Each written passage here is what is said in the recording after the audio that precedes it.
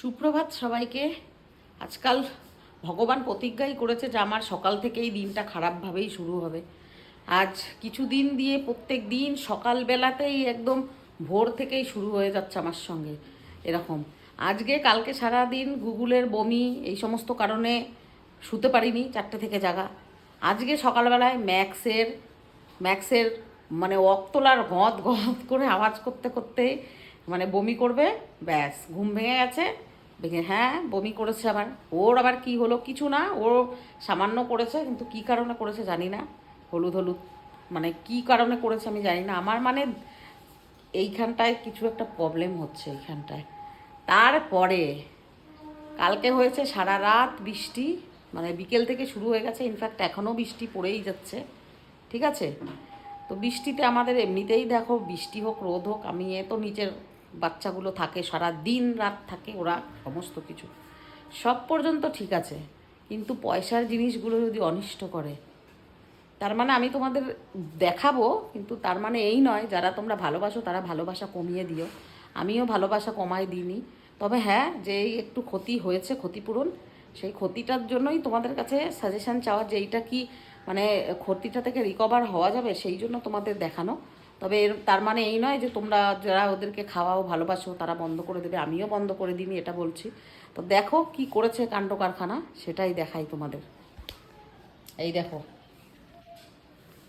এইগুলো হলো স্কুটির কাগজপত্র, যেমন একটা লাল ব্যাগে থাকে সেই ব্যাগে। তো সারা রাত ওনারা তো ছিলেন, সবাই মিলে ভাগযোগ করে এগুলো খেয়েছে। ছিঁড়ে কুটি কুটি কিছুই নেই, কিচ্ছু নেই।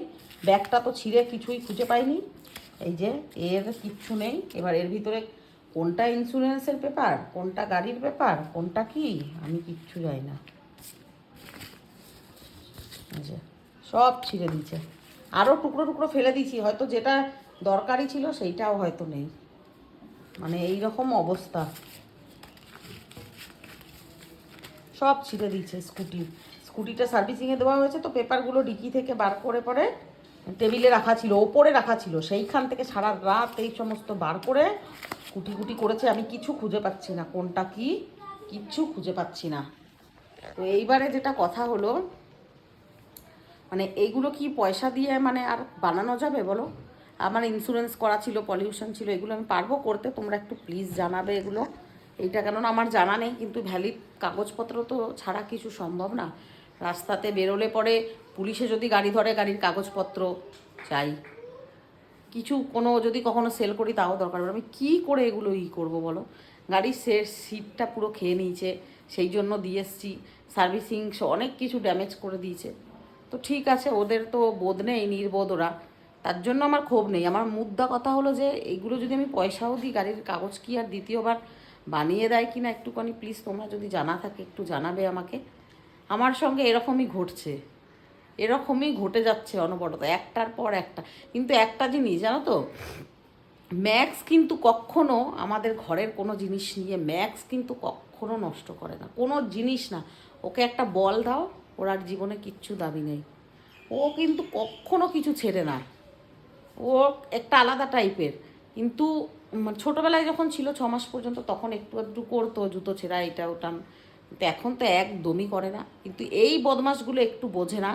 এবার লোকেরও ড্যামেজ করে, এর গাড়ির সিট ছেড়ে সবাই বলে ক্ষতিপূরণ দেবে, ক্ষতিপূরণ। আমি কি জ্বালায় পড়েছি যে আমি জানি না, এই জন্য বলে মায়া বাড়াতে নেই কারোর সঙ্গে, মানে কি বলবো আর কিচ্ছু বলার নেই।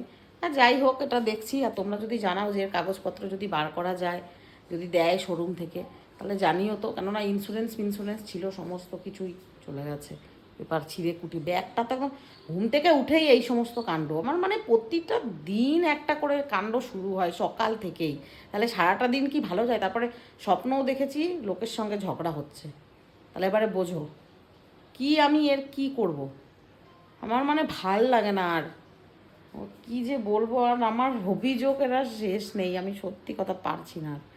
মানে কি বলবো, একজনের কাছে টাকা পাই, তা আমি সেটাই কালকে রাতে তাকে ফোন করেছিলাম টাকার জন্য, তো সে ফোনটা রিসিভ করেনি। তো শুয়ে শুয়ে সেটাই ভাবছিলাম, সেইটাই স্বপ্ন দেখেছি যে ফোন করেছি তো ঝগড়া হচ্ছে বিশাল।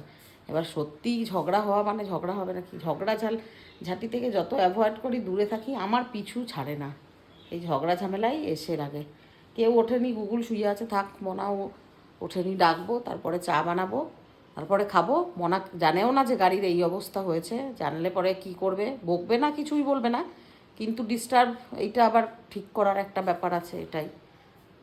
ঠিক আছে, তোমাদের যদি কারো জানা থাকে তাহলে অবশ্যই জানাবে যে কাগজপত্রগুলো কি আবার পাওয়া যায় শোরুম থেকে, প্লিজ একটু জানাবে তাহলে।